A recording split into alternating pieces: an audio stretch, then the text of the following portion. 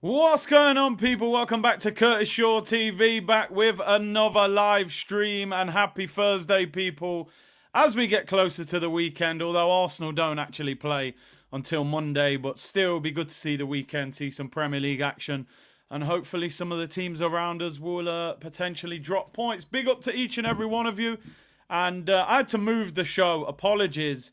I was going to do 2 o'clock, and I saw that Mikel Arteta's press conference was at 1:40. So I didn't want to do the 2 o'clock show because obviously they don't put the transcript on till an hour later. So I moved it to 4 o'clock. So apologies. Hopefully this time may suit some of you a little bit more. But big up to everyone. Make sure you hit the like button and subscribe if you haven't already. Lots going off over the next few days. Show with Turkish tomorrow, 7 p.m. I'll be back on here 2 p.m. tomorrow. Saturday I might have a show out, maybe a pre-recorded show. And then Sunday we'll do the Manchester Derby watch-along. And then we will do a Arsenal watch-along on Monday, Sheffield United. And listen, that shouldn't be a case of whether we win or not. That should be a case of how much we win by, if we're being totally honest. I know there's no such thing as a gimme in the Premier League, and, you know, let's be honest, a lot of clubs in the Premier League have dropped points, but I don't expect Sheffield United to cause us any problems whatsoever. So listen, big up to everyone, lots to talk about today. I hope everyone's well in the chat. Big up Snake Eyes, E. Ross, Rory, Wes, everyone in there. Yeah, Paul Pogba. Banned for 4 years, people. What kind of ban is that? 4 years, you know, for apparently taking performance-enhancing drugs. He's taken it to the courts to appeal. He says that, you know, he had no idea that these things were in his system. 4 years seems a bit crazy. Yeah, I saw some of the clips of Yannick on Filthy Fellas. Obviously, Yannick, man, that's my boy over... I've known him now nearly 15 years, man. He's a great character. He left Swansea in January, which was a shame, but I think there are other clubs in for him. There's no such thing as a gimme. You're right. This is the Premier League after all. Eddie scored a hat-trick versus Sheffield. This is a gimme. Bless up the yard, man. Big up Gunnar Rose. And Mafia Boss said he's appealing it. Yeah, of course. No salary, yeah, he gives up all of his wages. I think he only had 2 years on his contract anyway. So if that ban goes through, I mean, I think he's 30 now. That would be contract over, no wages. Could be career done. Get Yannick on the show. I will try to. He's a big Arsenal fan as well. He knows his stuff. So it'd be good to get him on. Definitely. International break. I'm going to do some collabs. I'm going to try and get some people on. And big up man like Kevin Campbell. I know we've mentioned him a lot of times. But Kev is on the mend. I believe he's out of hospital now and out and about, which is great. So get well soon, Kev. I know Kev listens in quite a lot as a silent listener in the background. So Kev, get well soon. But I believe he's out of hospital now, out and about and on the move. So great to see Kev is on the mend. Can't wait to get him back on the show. Just so we can argue for an hour, to be honest. But yeah, man. Big up Lee, who said, big up Big C Unit Business. Enough respect, rude boy. Big up your damn self, Lee. Big up. Good that Kevin Campbell is doing better. Miss him. We miss him, you know. He's like that uncle from out of town, you know. We spend most of the time arguing, but, you know, he's a legend, of course. Big up Super Kev. And anyway, right, let's get into today's show. A few things to talk about. Obviously, you can see the headline news.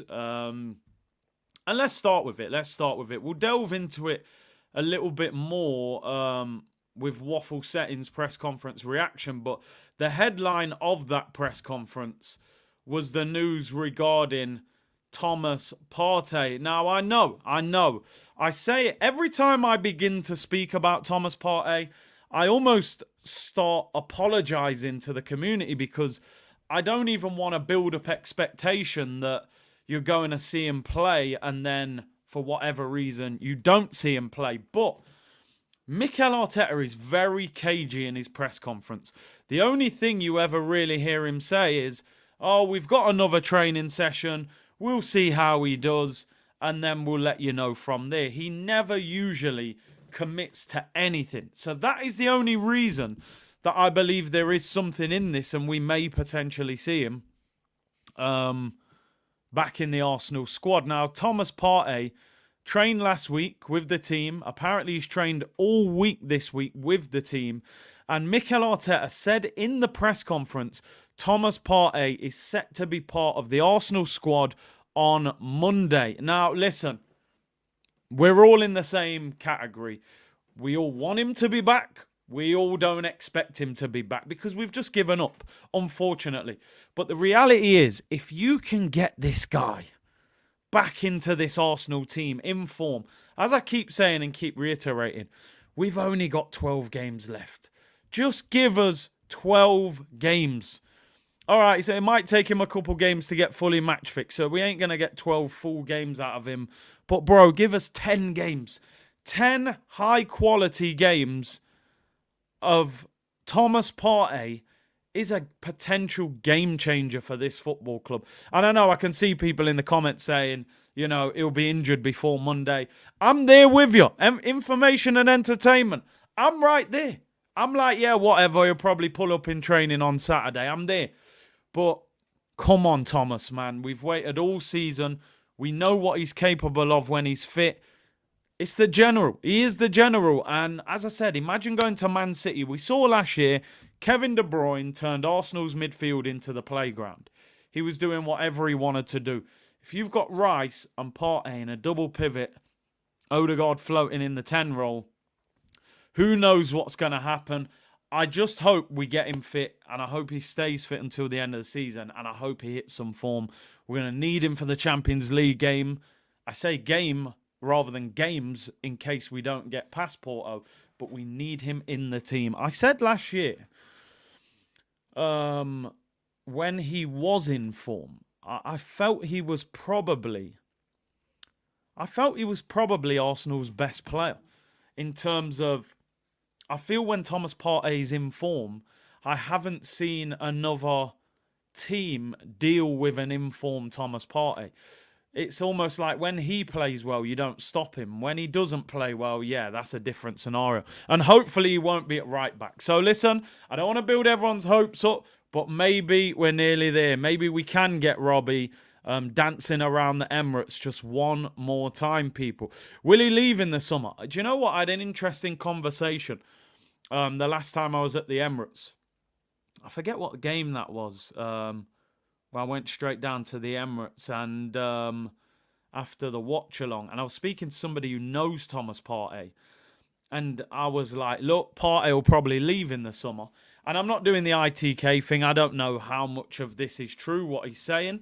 But this guy knows Thomas Partey well. And I was like, look, Partey's going to probably go in the summer, innit? And he was saying, look, Partey doesn't want to go anywhere in the summer. He was like, Partey has a year left on his deal. He's about to turn 30. He just turned 30. And he wants to see out his contract. He would be willing to extend his contract. If not, if Arsenal are not willing to extend it, he wants to see out the deal. He's 30 now. And he turns 31 in June. So he was very much like, listen, you're all saying Partey's going. He was like, Partey wants to stay. Partey's family are settled in London. He likes it here. His feeling is either give me a new contract or I'll sit out the final year of my contract at Arsenal and then I'll go somewhere on a free. So how true that is, I don't know. But the thing is, a lot of footballers nowadays, you say, oh, we're going to get rid of him. They say, I'm not going nowhere, bro. Unless you're paying me up that contract, I'm not going nowhere. Now, my thought process is this. If he does stay, you've got Rice, you've got Partey, and we're going to talk about potentially Jorginho in a minute. If you can add a Fofana, a Barella, somebody, you know, maybe they'll go Zubimendi or whoever, that's a four that you would say are pretty reliable rather than when we've got somebody like El Neni that is nowhere near the level that is required. So, listen, don't be surprised if Partey is still an Arsenal player next season. Tactic said he won't get 200k anyway. I mean, the thing is, from what I heard, the Saudi clubs offered him more but he doesn't want to go to Saudi. He wants to play in Europe. He's 30. He believes he can play in the Champions League still. We know Juventus wanted him. Would Juventus give him 200 grand a week at nearly, 31 years of age? I'm not sure. Sam said 10 more years, 10 more years. Declan Rice. I see. Oh, that song's a banger. 10 games, please, Thomas Partey. That's all we want. We are looking really good for the title. Just hope the forwards keep scoring. They have to. They have to keep scoring. And Brian said, I know the price tag was excessive, but I think Havertz's been a good signing, especially for the way Arteta likes to play. I'll make my judgment overall at the end of the season. I would say he started extremely slow, and I mean extremely slow. What I will say about Havertz is he is improving. He does look like an Arteta type of player. And as much as I have criticised him this season, and I think rightly so, if I'm being totally honest, I could see him finishing this season with double figures in the Premier League. And ultimately, if you sign an attacking midfielder, which is where he's played most of the season, if he ends up with double figures in the league for goals, on paper, that looks like a very good season. If you'd sign Maddison, he scored 10 Premier League goals, you'd take that from an attacking midfielder. However, the performances, I've said it before, I don't think Havertz is great in the midfield role. I think he's better up front. But the problem is, if Arsenal go and spend 80, 90 million on a striker in the summer, what then happens to Kai Havertz if you're not playing him up front? I don't think in midfield he's effective enough. So we'll see. On paper, he might end up having a decent signing. He has improved, but, he started from a very, very poor level when he first came in, to be honest. But, stats and football is a numbers game. So double figures, maybe 5-6 assists. We'd take it from where we were 4 or 5 weeks ago when I thought he was absolutely horrific. So let's see. Keep scoring goals. Keep scoring goals. Keep improving. And we'll take it from there. I'm shameless. I'll turn around in 3 months and say what a signing. I've always rated him. Put him on the green screen. And if we win the league, I might even print his name on the back of a shirt just for vibes. I'm that kind of person, I'm going to be honest. Kai Havertz, the new Giroud. Well, it depends what Giroud. Not the Giroud that went 15 games without scoring. But, yeah, target man, hold the ball up, link up play. As I said, when we go to Man City, if you said to me right now, Jesus starts or Havertz up front, I would probably play Kai Havertz over Jesus because at least he's going to play the width for the 18-yard box. At least he makes runs when the ball gets crossed in. At least there's a nuisance factor and a physical presence about him. And unfortunately, we haven't seen enough from Gabriel Jesus. Maybe even Trossard at the moment I would pick ahead of Jesus, which, listen, I don't want... People were commenting yesterday saying, Jesus, blah, blah, blah. And I said, listen, I don't want anybody in the comments to think all of a sudden I've turned my back on Jesus or... I've given up on him. Gabriel Jesus, I've said it before and I've said it again. He is a fantastic football player. However, when you're one of the top earners, when you've come as a Premier League title winner, you're a Brazilian international, we expected your game to go up a level. Effectively, it's gone down a level because the Jesus at Man City was still getting you 15, 14 goals, was not getting injured as much as he is at Arsenal. So ultimately, there's disappointment there. Havertz will become our second striker and midfielder who can be utilised at any time, said Elliot. And I don't mind that. I've got no problem with that. Snake Eye said it took Xhaka 5 years. Let's see if it... Listen, and you're right. Because of where we were at the end of the season and the amount of money we paid, we were desperate for the hit-the-ground-running signing. And I was. I'm not doing a 360 here and saying all of a sudden, we're all happy with the Havertz signing. But ultimately... He's doing some groundwork. He's improving. They're figuring out what role is best for him. I wanted Xhaka out of this club for 5 years. He was stinking out the Emirates. Stinking out the Emirates. We got 18 months out of him at a high level, and people were singing and dancing. They were putting up polls on Twitter saying, is he an Arsenal legend? Which, personally, I thought was insane. But listen, we're building, and that's all we can keep doing. Bob the Builder settings with Kai Havertz. Keep building. Let's see where we end up. Another midfielder. We started off talking about Thomas Partey. And that is man like Jorginho. And Guy Fawkes, you're right. We can't wait 5 years. That is for sure. But what I'm saying is if he gets 10 goals this season, maybe 5, 6 assists, it's definitely a foundation to work from and build from. Mark Bryans has put out an article earlier on today. Breaking news. Arsenal are set to open contract talks with Jorginho. The starting offer is expected to be a 1-year deal with a new 1-year option. So the 1-year deal would take him to the summer of 2025. Arsenal would also have the option of extending it for another year till the summer of 2026. Now, I spoke about this on a show a few weeks ago. He's had a couple of outstanding performances in recent weeks. I'll be honest, my genuine feeling was I still wouldn't have given him a new contract. I am very harsh. I did believe that Arsenal should have got rid of Jorginho and El Neni this summer and signed 2 new centre mids. However, I'm not going to have a meltdown if they keep him for 1 year, right?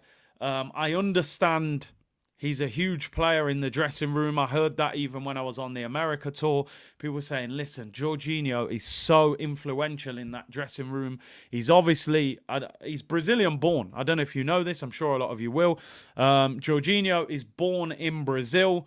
So obviously he has a close connection to the Brazilian boys. He obviously then moved, grew up in Italy. He's got great experience. He's won major trophies. He's very good on the ball. Apparently, he's a bit of a joker around the dressing room as well as a leader. You know, in any situation, whether you've worked in an office, on a building site, in a football club, it is important to have camaraderie, to have leadership, to have talkers. I won't have a meltdown if he fills the role that El Neni is in at the moment. So for me, I want to see 2 centre mids at least ahead of Jorginho next season. So I'm not... Listen, if you turn around to me now and said, I'm getting rid of Jorginho, I'm getting rid of El Neni, and I'm going to sign Barella and I'm going to sign Fofana from Monaco, that I would say that's what I'm talking about. That's my mindset. I understand we're going to need a defender. We're going to need probably a second choice keeper if Ramsdale goes. We're going to need a right winger to challenge Saka. We're going to spend big money on a striker. We're going to need at least 1 high quality centre mid. They're not going to be able to do everything in the same window. Jorginho, I think, will definitely sign a new contract. It will be a 1-year extension. Now, where I would probably have an argument is next summer. Although they've put the option in there, do you give him another contract next season? That's a whole other discussion. I don't know if he should be going down that route. He's 32 years of age, turns 33 this December. So by the end of the season, next season, he would be 33. He's going to get a new 1-year deal. He earns 120 grand a week at the moment.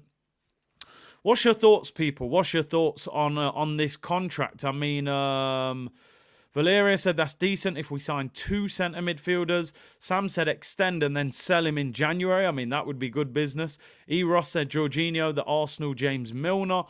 George said Rice, Zubimendi, Partey and Georgie ain't bad for midfield depth. Bosch J said we need experience. We can't ignore that. And listen, you're right. Experience is priceless. It really is, especially good experience. You can be experienced but still be a loser with experience.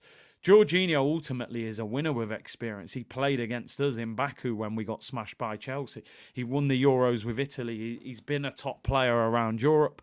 And listen, I believe, and that's a great point, Christopher. I think he probably is Arteta on the pitch psychologically, I think managers like to have that player on the pitch that they feel like is the reflection of their mindset. And I have to admit, let me give him his flowers. When we signed him, I was in meltdown. I'm going to be real. I was in meltdown because I thought we should have signed Caicedo. And at the time, Caicedo was ripping up the place. This season, apart from the mistake against Tottenham that was poor, I think I actually called him a pensioner after that game. So, emotions were running high. It was a North London derby. His last few starts, he has been outstanding. He's been outstanding. And if we'd signed a new midfielder for 50 million, he was 25, and he'd put them performances in, I'd be singing and dancing from the rooftops. So I'm not going to play down what he's done over the last few weeks. He's been brilliant. What I will say is, I think you've still got to pick and choose your battles wisely with him. As much as he's playing well, I don't want to see him playing 20 or 30 games next season in the league. And like Salman says here, we do have to understand we're competing with a super force in Manchester City. Would Jorginho get anywhere near the City team? Probably not. But he is a good squad player. If you're using him in rotation, then there's no problem. So I knew he was going to get a new deal. Every single day of the week, he was getting a new contract. A year, end it there. It shouldn't be 2 years. They're saying 1 year with a 1 year option. The option's cool, but I wouldn't be giving him that option unless he starts balling out next season. But by then, he'll be like 33. So listen, big up Jorginho. As you said, we lack experience at times. We lack winners. You look at our team. What has Raya won? What has Ben White won? What has Gabriel and Saliba won? Zinchenko won stuff at City. Rice won the Conference League. Partey's won things at Atletico. Odegaard hasn't really won much. Saka and Martinelli have hardly won anything. Jesus has won things. Trossard hasn't won a lot. So, listen, like I said, the balance for me, if I was in charge, I would, because I'm very ruthless, if we had owners that were serious, I would still potentially have moved him on. I'll be totally honest. I think sometimes it's good for a player. This is what I think you have to be really smart with as a manager, right? This sounds contradictory to everything I've just said, that his experience is vital. Sometimes you've got to get rid of a player even when they're doing well. Because you don't want, you don't sell your car when it's clapped out and you ain't getting no money for it. You sell it when it's still a decent runner. So I think Jorginho, even though he's playing well, I think Arsenal could have signed 2 centre mids and got rid of him and El Neni. But I do understand why they're going to keep him for another year. I get it. I'm not going to go crazy about it. It is what it is. Brian said, I know the price tag was excessive, but... Oh, no, I read that one, didn't I? First 2 years of Lacazette or Jesus, Lacazette was better. Lacazette's first 2 years were better. He certainly wasn't as injury-prone as Gabriel Jesus, and Lacazette faded. The hairline went, the pace went, the goals went. But Lacazette's first 2 years at Arsenal, 14 league goals, 13 league goals. Played 32 games and 35 games. He missed, 6 and 3. He missed 9 games in 2 seasons.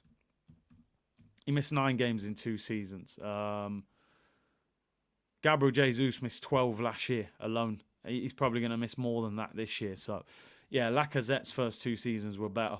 AR said, someone explained to me why fans think Arteta wants a striker. I'm not sure why everyone is so confident. Arteta isn't happy with Trossard, Havertz and Jesus rotating.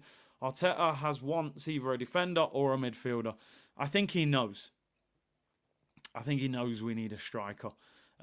He's not stupid, even though I call him the cone man and I've said a lot about him.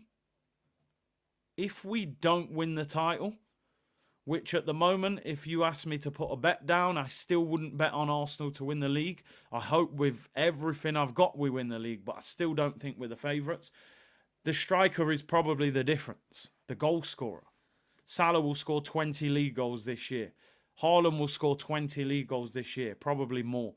There's no Arsenal player, maybe Saka if he continues on the hot streak, that will touch 20 goals this year. Arteta knows, man. He knows you need a goal scorer. He has to buy a striker. Gunnarola said signing J20 last January was like buying vintage Gucci loafers. When you need a tough Wellingtons, I say we keep him. City kept Fernandinho, Liverpool kept Henderson. I like the comparison. Carlos said Xhaka is the perfect example. Selling him was smart. Exactly. There was Arsenal fans going, how are we selling Granit Xhaka? We got 21.5 million for him. We got 120 grand off the wage bill. We sold him at the right time. We could have got all caught up in emotion and kept him for another 2 years.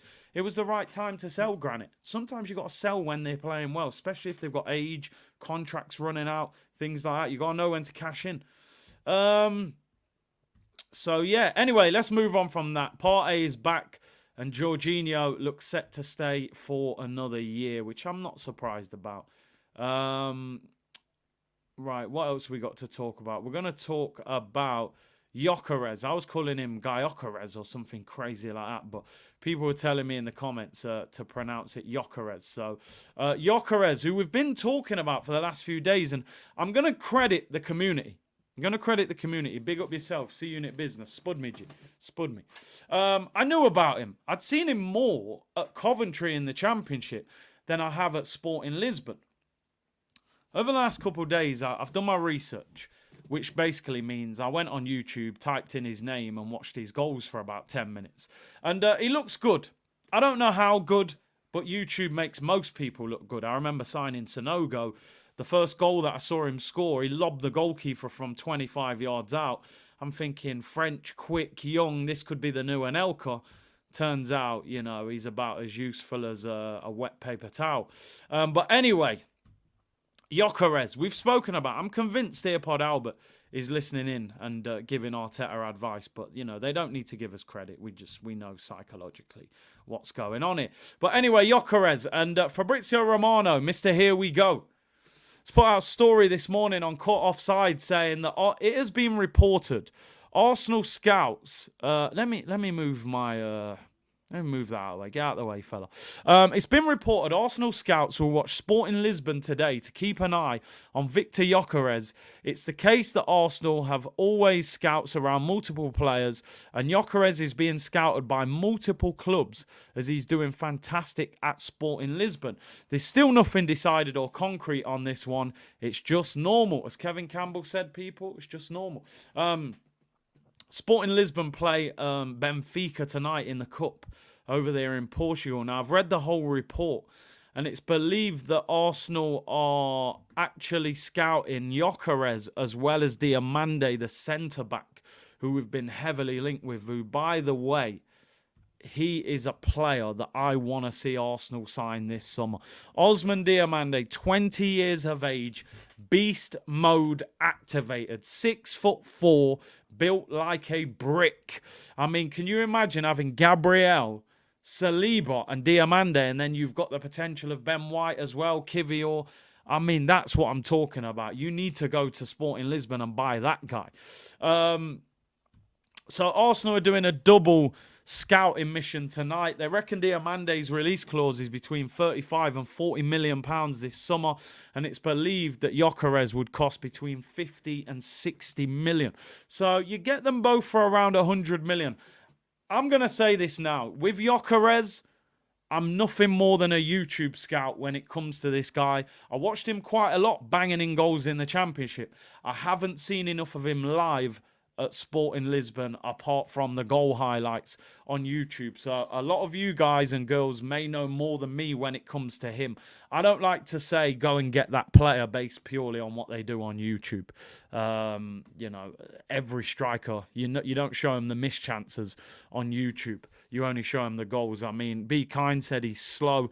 Some of you are saying he's really good though. But in terms of your boy Diamande, I think he's a brilliant player. 20 years of age. He fits perfectly into, you know, Project Youth, as we call it. It's Gyokeres. There you go, Gyokeres. I'm still butchering the name. We'll get there. We will get there, people. But anyway, Arsenal sending scouts to the game. I mean, Alan said he's bang average, Big C. 35 maximum. JPE said, Big C, I'm from Portugal. Those valuations are way off. Sporting wants so much more than that for both Diamande and Gyokeres, and Portuguese clubs know how to sell. Listen, I'm only going off what I saw in the report. And you could be right, because 7081A said Sporting want 100 million for Gyokeres. They ain't going to get that for him. They're just not getting that for him. So, Shelby said he ain't it. He's another Hoyland. We'll see. We will see. We will see with him. One thing I would say about Arsenal is what we've learned over the years. If Arsenal spend big on a player, they can't afford to get it wrong, because this is the situation.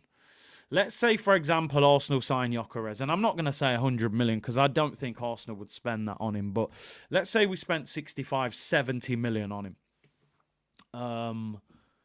if you sign him for 70 million, give him a 5-year deal. Let's say we've still got Gabriel Jesus. Let's assume that Eddie would leave. You've then got Gabby Jesus on 200 grand a week, who costs 45. And let's say you've got this guy who costs 70 million and he's on 150 grand a week. You're then in a situation where you can't buy a striker for the next couple of years unless you can shift Gabriel Jesus. So Arsenal cannot afford to get this deal wrong. The striker has to be a hit record. You know, it's got to be a hit record, number one on the radio, people. Top of the billboards. Do you know what I mean? We can't afford to sign a dud. So I'm trying to think from Arsenal's point of view and their mindset, which direction they're going to go in. You know, I don't feel like... I think Arsenal will try and get somebody who's a little bit more proven, in my opinion, than Gyokeres. I think 1 year in the Portuguese league would be a massive risk to go and spend 70, 80 million on him. But we'll see. We will see. I would rather probably get someone a bit more proven. So for me, I would rather see Tony, Isak, or even Victor Osimhen, even though I'm not the biggest fan of Osimhen, but I think he scored a hat-trick for Napoli. Was it yesterday or the day before? So I just don't know. I'm scared of Arsenal buying a project striker. So we'll have to see. Fabio said, my man is a baller. Fitz said he is yet another project. Which I'm just not sure we need. Although Jeezy said, this brother is clinical. This is not a drill settings. There aren't a lot of proven strikers. You're right. There aren't many, but there are some. There are some. Osimhen is proven in Italy Champions League. Tony's proven in the Prem. Isak's now proven himself in the Prem. Ollie Watkins proven himself in the Prem. Elliot said Gyokeres or Osimhen. Doubt Tony gets the go-ahead. I've always thought, I just don't know if Arteta goes with with Ivan Toney. He just looks like he's a bit too... Do you know what I'm saying? He's got that ego. He's got that little chip on his shoulder. Can Arteta manage that? I don't know. We'll see. We will see. The one thing you'll say about the Kroenkes is they like to make money. So if you can spend 60, 70 on Tony rather than 120, 110 on Osimhen, he might prefer the Tony deal. So who knows with that? It's an interesting one. But yeah, listen, good that we're being linked with strikers, and let's hope we get a big boy through the door. And one thing that's good now, we saw 18 months ago that Dusan Vlahovic, Daily Dusan, treated us like the side piece, no respect, ignoring phone calls, didn't want to come to Arsenal, looked at us like some little side dish. These strikers now, Osimhen, Tony, Watkins, Gyokeres, Openda, whoever, I believe every single one of those strikers would sign for Arsenal under the right circumstances, you know, with wages and things like that. So we're in a better place, but we've got to take advantage of it. Devi said Leao up front. I mean, Leao, are you going to spend 100 million on a player who's played left wing and put him up front? That is a massive risk. Hal B said Gyokeres is just another model for the merch. Dusan to Arsenal is the same as Mbappe to Madrid. They keep playing with us. I actually think Mbappe will end up at Madrid, but Dusan I don't think will ever end up at Arsenal. Aya said, Big C, you need to give this Arsenal striker idea a rest. I bet you $100 we don't get any striker.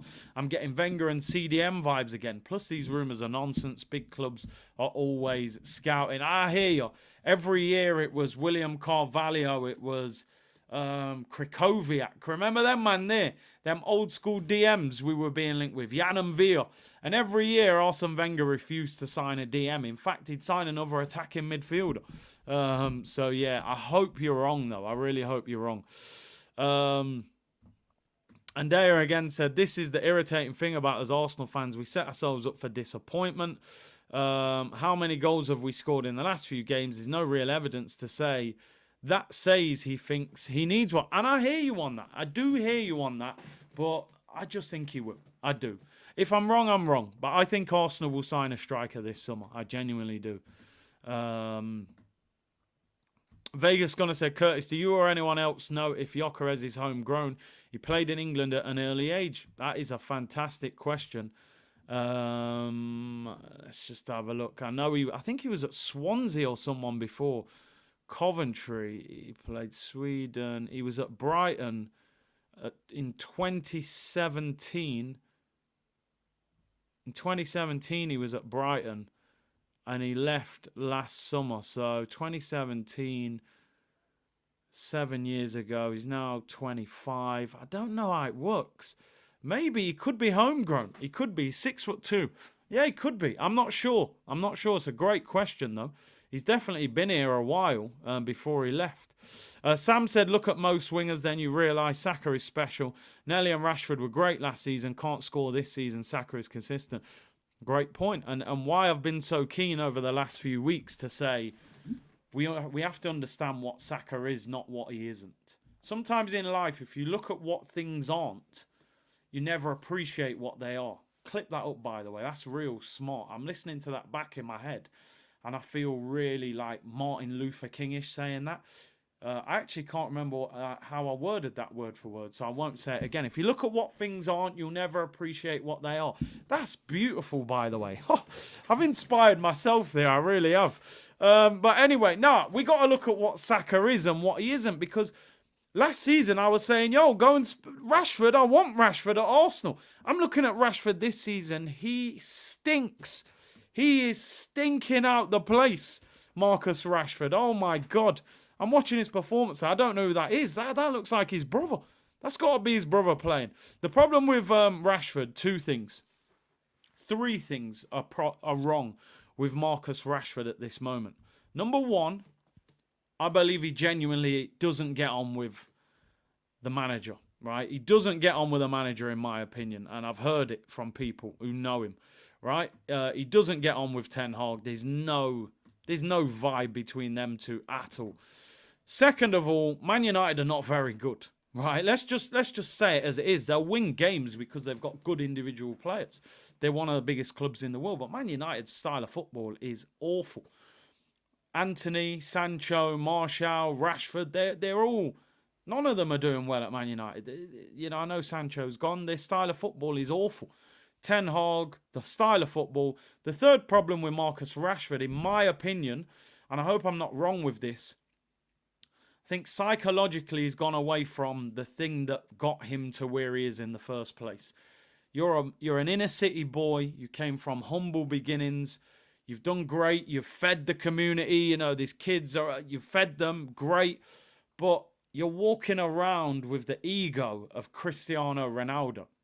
You know, you're walking around with the ego of Cristiano Ronaldo, and you're performing like David Bellion, or you know what I mean? Like, you can't walk around. You're walking around like you're Kylian Mbappe, bro. Like, I'm seeing him at Paris Fashion Week and all that, bro. Get on the pitch and sort your game out. Is the main thing. You heard Shearer last night. If you listen to the commentary, he was like, "Get up, get off the floor." Corey said, sometimes fret about how negative you can be, then you come up with a gem like that. I told you, just stick with me. It's all about balance. I will find the balance. There'll be a time when you're sitting there thinking, this guy, you know, and then I'll drop that on you and you realise why you're here, people. So work with me. But yeah, Rashford, it's not going well. I blame English media. They build you up and tear you down.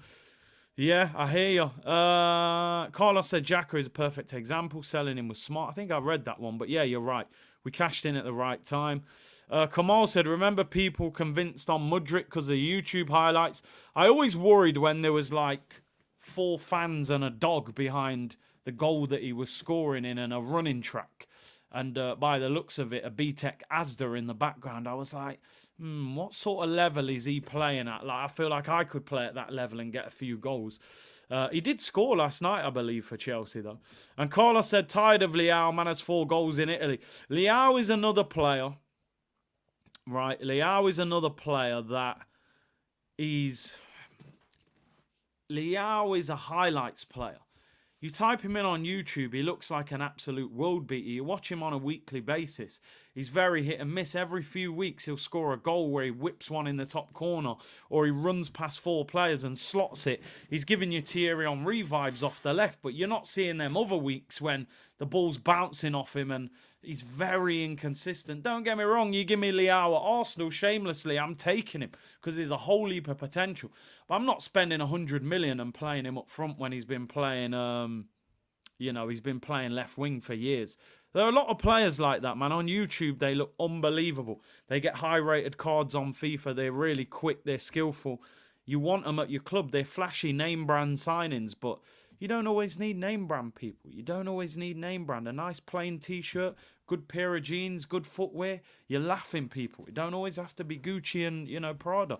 Let me tell you that. I learned that the hard way as well. But anyway, some gems there. I'm telling you, we drop gems on you every now and then, I'm telling you, back in the day, every time I was going out, I need a new Gucci this. You realise you buy it for loads of money. You take a whole heap of pictures in it on that night out because you want everyone to know you've got it. And you realise it's so loud, I can't actually wear it for 6 months because I can't take more pictures in it because they'll go, oh, there he is in that Gucci shirt again. Just a nice, clean, plain T-shirt. Wear it well. Good pair of jeans. And the footwear. The footwear has to be immaculate. Don't turn up in some dirty Air Force Ones or some dirty Converse. Good, solid footwear. Nice, like you said, J-Dime, nice little Zara T-shirt. You can't go wrong. See, you won't learn this on every channel. You just won't. Southern Guna, tell him, base. A V-neck. Oh, see, V-neck. I'm not going to lie, I'm not a big fan of the V-neck. I prefer the round neck. But I hear you. I respect it. Big up your damn self, bro. Nah, I said this many times, Eros. Them man back in the day, if you ever see somebody wearing jeans and AstroTurfs, stay far away from them because you got to be a lunatic. I remember, man, back in the day, they were in bootcut jeans and total 90 boots, probably going straight from five-a-side to the nightclub. I said, no, if you're wearing boot cuts and AstroTurfs, I stay far away.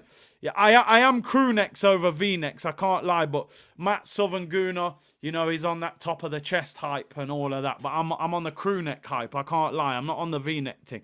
Maybe a few more years I get there. See, we're having a fashion parade, but we're not even talking about football. That's the beauty of it. Takes a certain guy to wear a V-neck. Yeah, listen, I respect it. I can't lie. I'm more the crew neck. It's got to be round neck for me. But yeah, we've gone way off topic. I don't even know where I'm at. I'm just reading all your comments right now, mate. What's this? Curtis House Tricks. What's Dyche's take on Pogba? I mean, listen, for me, mate, he's an absolute coward. He's a coward. He needs to take performance-enhancing drugs to get better. I never took performance-enhancing drugs. If I needed a bit more bite in the tackle, I just went out there and chewed on a few bricks, just nibbled on some bricks. I drank some petrol this morning and, I've just chewed on some glass. So, if Pogba wanted advice on food and drink, should have called me. I've got some lovely recipes for him. I'm just about to eat some gravel when I finish this. So, Paul, you ever need any eating advice, mate, just give me a ring. You don't need to take them drugs. And to be honest, they didn't help you anyway. You've been crap since Juventus the first time, so didn't even help you.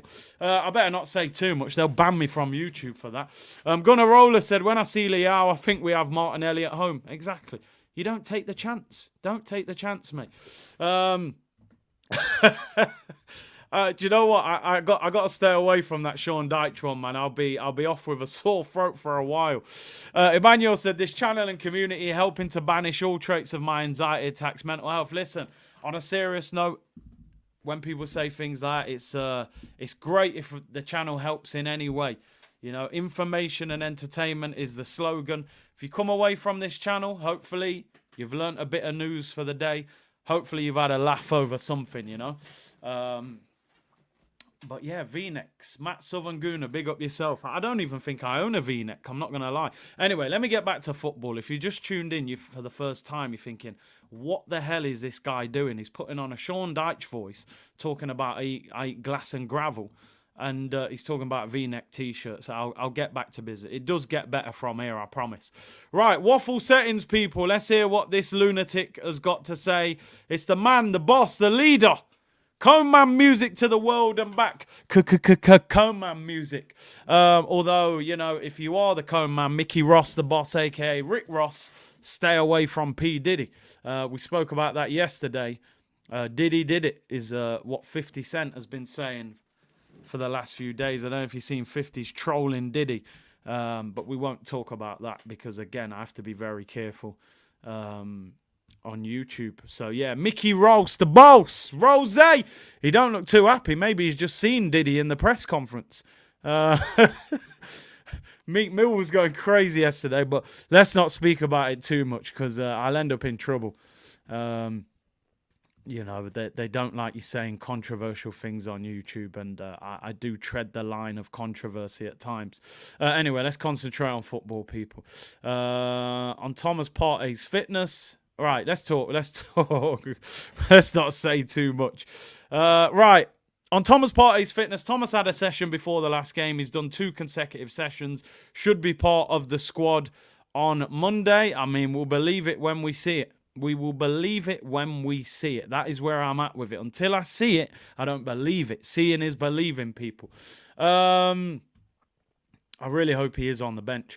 On an update on Zinchenko and Tomiyasu, he said those ones are possible. We have to wait and see, especially with the last 2 sessions. We have Saturday and Sunday. If that's the case, they might be available. And that's the answer that he gives you nearly all the time, which is why I'm like, the fact he's actually committed with Thomas Partey and said he should be part of the squad, which makes me think, you know, he should be part of it.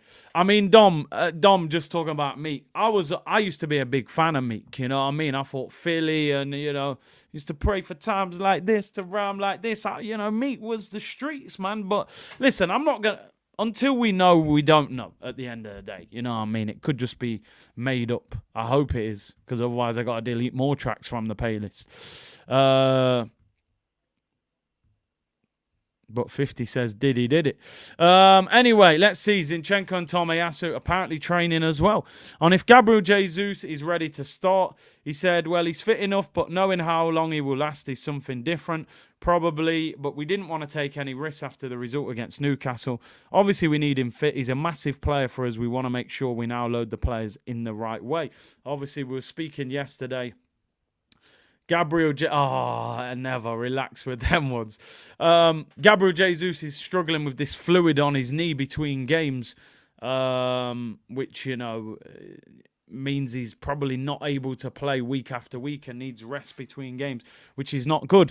On the challengers, Sheffield United will pose. They're a really difficult team to beat. I've watched 4 or 5 games now with City game, the way they started, and then obviously the game took a different route. As you mentioned, they're extremely well coached. I know Chris really well. I admire his teams, a lot of things he does. It will be Monday Night Football. It's going to be tough. I mean, listen, you've got to be polite. You're the manager. I respect it. I don't want to get carried away here and make myself look stupid. But they're not a really difficult team to beat. They're not. We've got to be respectful, because if we drop points, I'm going to look real stupid. But I'm saying it. I believe in this team. We're in good form. They're getting cooked on Monday.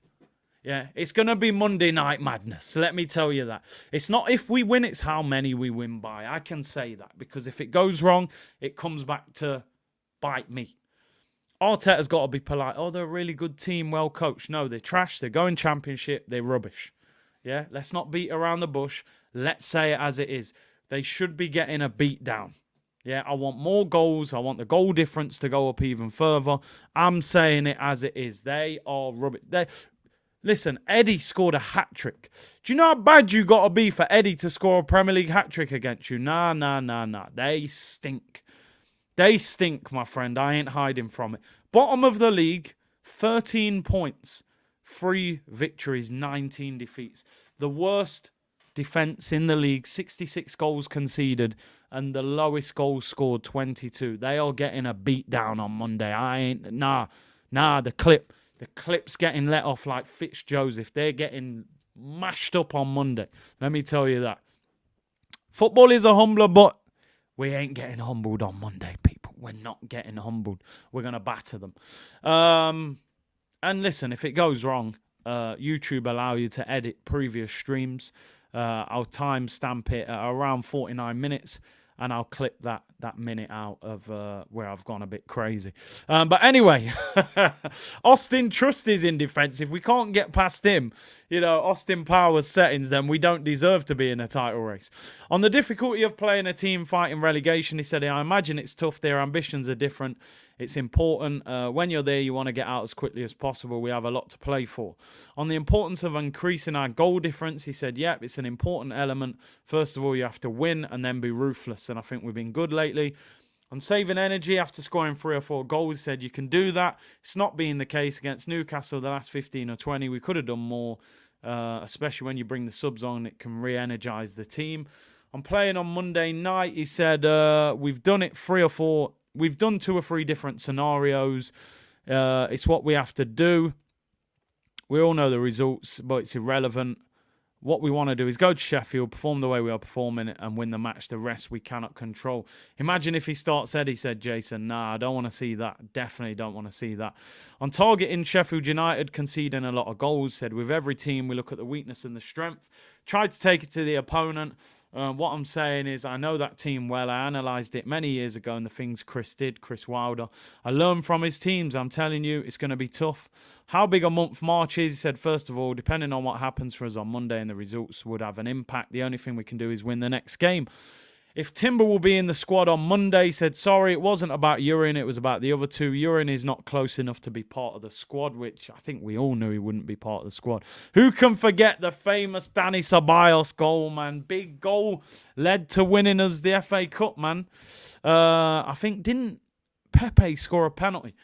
Elliot said, Nyamin waffles, sipping syrup, pray Partey's back and healed before we face Sheffield and that Coman music.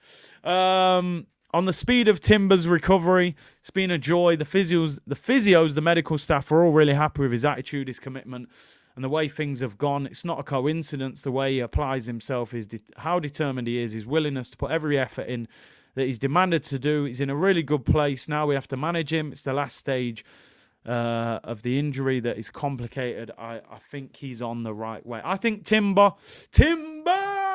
I think you'll see Timber after the international break.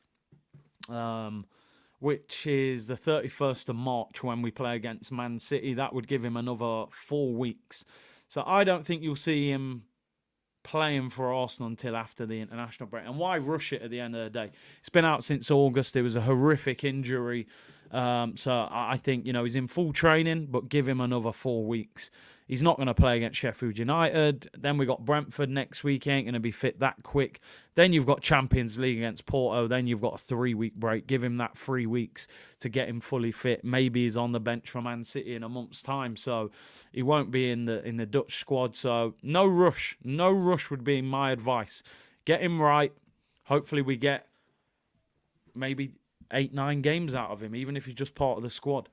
On what we've missed without him, first of all, his leadership, versatility, the quality he has to play in different positions, especially in the attacking phase, the spaces he can occupy, certain qualities. As you could tell, he was fitting in. He's really liked by the boys. He's a big miss. He looked like a game changer in pre-season, man. I swear, in America, I was like, yo, he is so good on the ball and so quick. You look at that Community Shield, man, how he played against Man City. He looks unreal. I just hope he returns at the same level.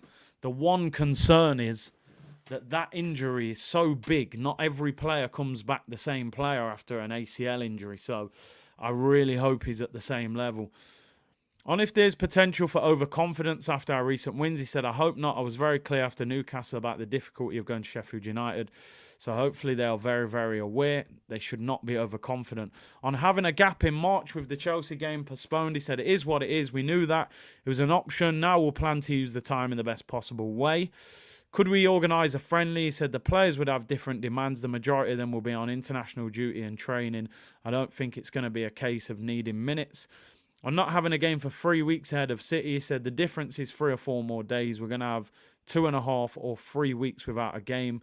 Whether Jesus' operation didn't go to plan, he said that didn't happen. It was the result of what happened when he got a knock in another area that caused the injury. It wasn't related to the first one where he had a little niggle. It was a muscle issue that kept him out for 10 days. On whether he'll have to go under the knife again, he said, no, I think the issue has been resolved. It's more a question specifically for doctors. On Kivior stepping up, we made a decision to bring him in earlier. We believe we're assigned to have that role that we had, but he was going to need time. That was the case. We have made it difficult for him. One, he hasn't played that many minutes. Secondly, we've asked him to play in a position he's never played. It's like pulling Saliba into centre-back and saying, tomorrow perform. I think he's adapted well. He is playing better and he's earning confidence, and physically he is better. He understands the role. On whether Mikel has had to adapt that left-back role to accommodate Kivior, he said it's all about that at the end of the day. You can ask players to do things they feel capable of, especially in doing it in an unnatural way. You have to tweak it. This is a long press conference, by the way. Jeez, I thought it was finished. There's more questions.